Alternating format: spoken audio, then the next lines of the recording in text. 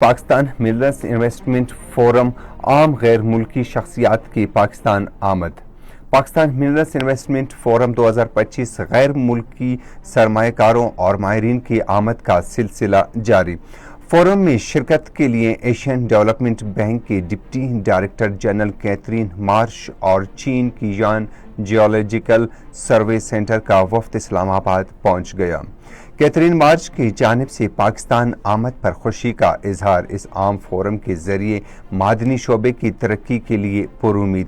Catherine مارش کا minerals investment forum میں شرکت کی دعوت پر اظہار تشکر۔ فورم میں شرکت کے لیے چین کے یوان جیولوجیکل سروے سینٹر کے پروجیکٹ مینیجر وانگ یین یو نے بھی نیک تمناؤں کا اظہار کیا۔